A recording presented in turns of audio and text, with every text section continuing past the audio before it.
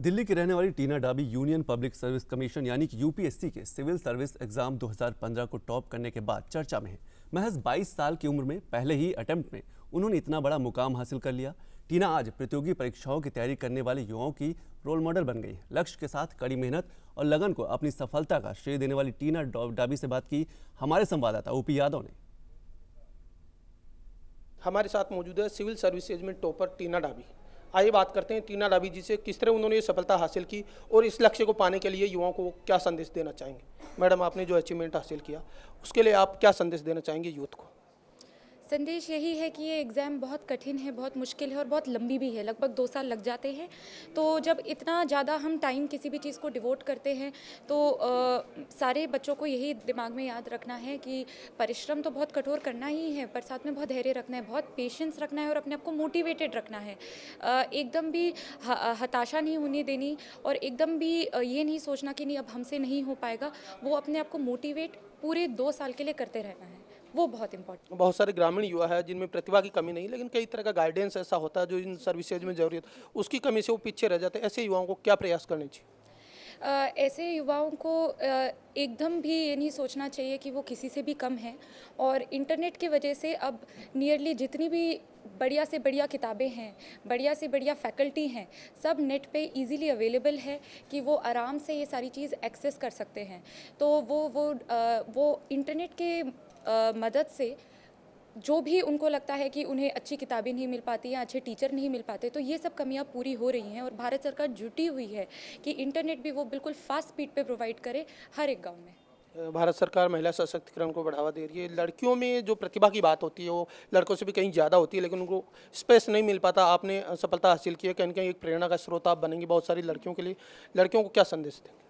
यही संदेश है कि जो भी ये सोचा जाता है कि लड़कियां कम है लड़कों से, ये कोई भी लड़की एकदम भी अपने दिमाग में ना रखे और अगर हम मेहनत करें तो हम लड़कों को बहुत पीछे छोड़ सकते हैं। और मुझे बेहद खुशी है कि मैं एक एग्जाम्पल, एक उदाहरण पेश कर पाई कि अगर मेहनत करें तो सबको वाकई दिखा सकते हैं कि हम किसी से कम नहीं हैं।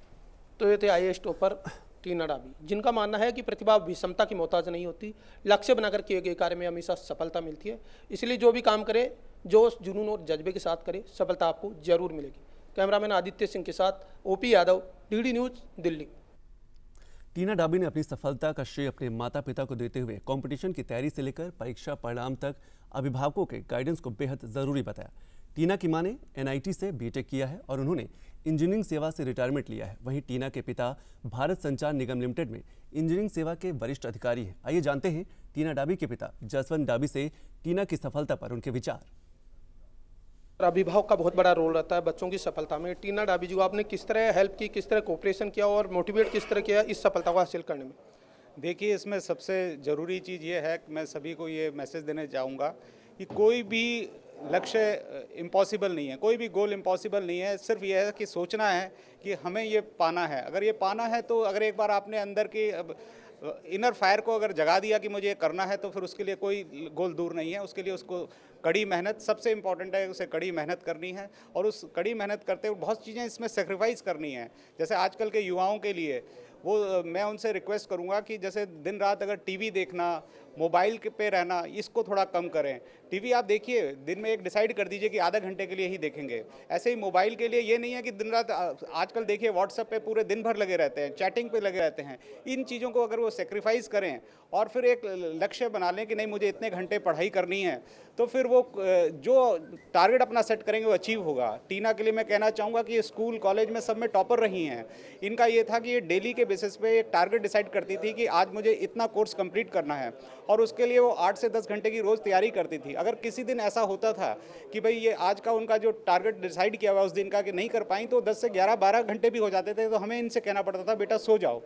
तो ये अगर ये हर युवा अगर ये करना चाहे तो मैं सबसे कहूँगा कि बेटा कुछ सेक्रीफाइस करो, लेकिन इस सेक्रीफाइस के लिए उसका फल बहुत मीठा है। जो टीना ने कर दिखाया है वो हर कोई कर दिखा सकता है। ऐसी टीनाएं हमारे देश में और आ सकती हैं अगर वो एक लक्ष्य बनाए।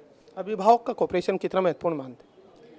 बहुत ज़्यादा एक पेरेंटल गाइडेंस और जो सपोर्ट सिस्टम है अगर वो बहुत स्ट्रॉन्ग है तो बच्चा हमेशा बहुत ही इंस्पायर्ड और मोटिवेटेड फील करता है। और अगर पेरेंटल सपोर्ट इतना ज़्यादा स्ट्रॉन्ग हो तो आपको हमेशा रहता है कि नहीं चाहे कुछ भी हो जाए मेरे साथ कोई पीछे सपोर्ट बेस है, तो बहुत बहुत ज़्यादा होता है स्ट्रॉन्ग। कई बार अभिभावक को ज्ञान नहीं रहता कि बच्चों को किस वक्त सहयोग की जरूरत है, ऐसे में फीलिंग कैसे पहचानी जाए? इसके लिए मुझे लगता है कि बच्चों और पेरेंट्स को बात बहुत करनी चाहिए। बच्चे काफ़ी बार बताते ही नहीं हैं कि वो कैसे हैं, वो अपने दोस्तों में ही लगे रहते हैं। तो जितनी ज़्यादा बातचीत होगी, जितना ज़्यादा वो अपने पेरेंट्स से खुलेंगे, उतना ज़्यादा कनेक्शन हो पाएगा। तो ये सब बहुत ज़रूरी है।